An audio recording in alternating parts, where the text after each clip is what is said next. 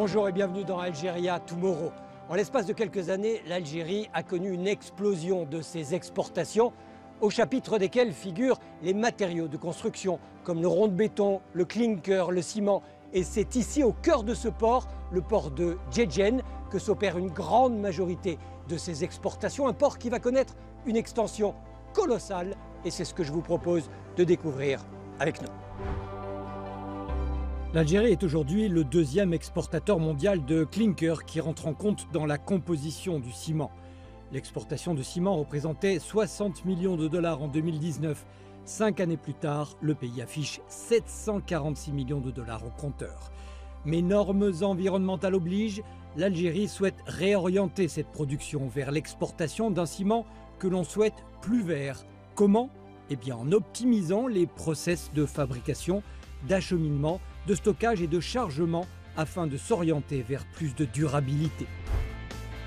Ici, dans la wilaya de Djedjen, à l'est du pays, à 350 km d'Alger, dans le port de Djedjen, plus grand port d'Algérie, le groupe Holcim a déployé des chargeurs automatiques de navires dont la capacité de chargement est de 18 000 tonnes par jour. En 2023, sur les 3,4 millions de tonnes de produits exportés par Holcim, 40% étaient du ciment. Et le respect de l'environnement a constamment été en ligne de mire. La durabilité est un objectif principal. C'est pour ça qu'on a réalisé beaucoup d'investissements. Par exemple, tout ce qui est filtration des émissions de poussière, tout ce qui est gestion des eaux industrielles, tout ce qui est gestion et management des déchets. Parmi les projets durables, nous avons installé sur le port de Djedjen, ce qu'on voit derrière nous, un chargeur automatique de navire, le shiploader. Le shiploader permet de charger beaucoup plus rapidement, donc un temps de rotation plus court des navires et des opérations export plus efficientes. Les chargeurs favorisent une polyvalence de chargement, ils s'adaptent à différents types de bateaux. En résumé, ils permettent aux navires d'accoster, d'être traités et de quitter le port rapidement, réduisant ainsi les délais d'attente et les surcoûts d'immobilisation. Le port de Djedjen s'étend sur une superficie de 210 hectares. Il occupe une place stratégique, située à moins de 50 000 de la route maritime reliant le canal de Suez au détroit de Gibraltar. Cette position lui confère un rôle privilégié, celui d'un hub de trafic transcontinentaux. Pour les matériaux hors hydrocarbures, ça représente plus de 60% par rapport aux exportations effectuées au niveau des ports algériens, notamment pour les matériaux de construction. Avec l'ambition de devenir une place forte méditerranéenne. Nous étions dans la gestion portuaire, on veut faire de l'industrie portuaire.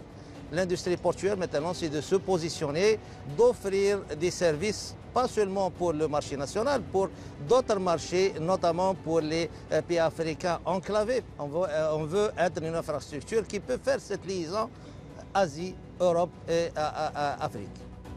Djedjen affiche un tirant d'eau profond. Sa rade peut donc accueillir des navires gigantesques. Un terminal à conteneurs est en phase d'achèvement. Il permettra d'absorber un important volume de trafic à l'échelle nationale et il jouera un rôle primordial en Méditerranée. D'autant que les exportations du port ont explosé en l'espace de 5 ans. Une structure autoroutière en construction pénétrera bientôt au cœur même du port, de quoi le relier directement à Sétif, capitale des hauts plateaux. L'objectif est d'accélérer le flux des marchandises et les prévisions jusqu'à 2030 sont ambitieuses. L'objectif est de doubler la volumétrie dans les 5 prochaines années. En 2023, l'Algérie a exporté des matériaux de construction d'une valeur de 1,2 milliard de dollars. Le pays occupe la 3e place parmi les principaux exportateurs de matériaux de construction vers le marché africain, avec une estimation de 680 millions de dollars. On importe le rang à béton à plus d'1 milliard 200 millions de dollars. On importe le ciment à plus de 800 millions de dollars. On importe les carreaux en ciment, la céramique, tout ce qui est revêtement, tout ce qui est placo-plâtre à des montants faramineux. Là, actuellement, on exporte. On exporte le ciment, on exporte le clinker. Et on a un objectif de transformer le clinker en produit fini. Puisque l'objectif, c'est de profiter des atouts qui existent en Algérie. On a l'atout du gaz. on a l'atout d'électricité, on a l'atout de la main-d'œuvre, on a l'atout de la matière première qui est classée parmi les meilleures dans le monde. Ces atouts-là, on est en train de les exploiter convenablement. On a exporté l'année passée plus de 800 millions de dollars en matière de ciment et de clinker. Et on a un objectif de tripler, puisqu'on a des capacités de production de 40 millions de tonnes par an. Le marché national a besoin de 20 millions de tonnes. Et on peut exporter les 20 millions restants. Et ce qui concerne le rang à béton, on importe nos besoins à 100%. Là, actuellement, on exporte. Non seulement on a une autosuffisance, on répond aux besoins du marché national, qui est un chantier énorme. On exporte plus d'1,2 milliard de dollars par an. D'autres produits algériens commencent à se frayer progressivement un chemin vers l'exportation. C'est le cas du carrelage, de la céramique, des matériaux de revêtement et des décorations en plâtre. Et le marché national explose aussi. Ici, dans cette enseigne de carrelage et de bricolage à la périphérie d'Alger, les particuliers viennent commander le matériel nécessaire à la construction ou la rénovation de leur maison individuelle. On a des commandes spécifiques, on a beaucoup de commandes. On est avec des revendeurs et des acheteurs. On travaille avec des villas, on travaille avec des entrepreneurs. Ils viennent directement, la présentation au showroom. Ils voient la bonne qualité, la quantité. Il y a tout ce qu'il faut, même avec une commande spécifique. Un fonds gouvernemental spécifique a été créé. Son objectif, accompagner les exportateurs. Ces mesures incitatives ont pour mission d'aider les entreprises algériennes de toute taille dans la pénétration des marchés étrangers. L'Algérie, c'est une plaque incontournable. C'est une plaque tournante.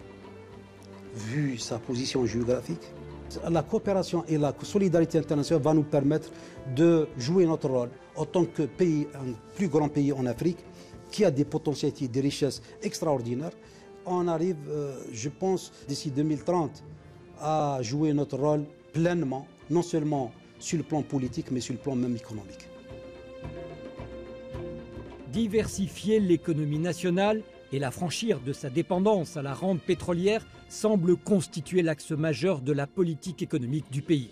La hausse des investissements, notamment dans les grands projets industriels, a stimulé l'activité économique et devrait continuer à soutenir la croissance en 2025.